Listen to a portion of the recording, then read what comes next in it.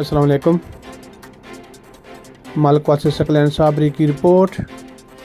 موسلادھار بارشوں کے دوران شہر ملکوال، رانا چوک، ریلوے روڈ، محلہ فضل آباد، ڈاکخانہ روڈ، مین بازار بلکہ پورا شہر ملکوال اور گرد و نواح سیلاب کی صورت تالابوں کا منظر پیش کرتا ہے۔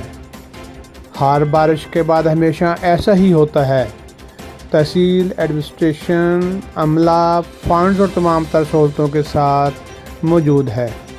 نکاسی آپ کے لیے مستقل بنیادوں پر مستمدن نہ کرنا دراصل فرائض منصبی سے غفلت اور نالائکی کا ثبوت ہے۔ عوام اور سرکاری اہلکاروں کو ہر بارش موسم میں تکلیف پریشانی ہوتی ہے اور مالی نقصان برداشت کرنا پڑتا ہے۔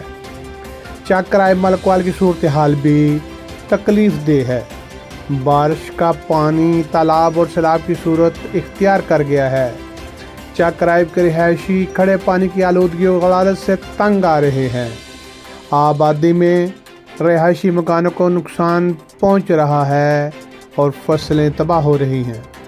چک کرائے کے لوگوں کے مطابق ملحق سیم نالے کی صفائی ہو جائے تو نکاسی آپ کی موجودہ خطرناک صورتحال میں بہتری آ جائے گی اور ماحول کی آلودگی غلازت میں کمی ممکن ہے، فصلیں بچ جائیں گی۔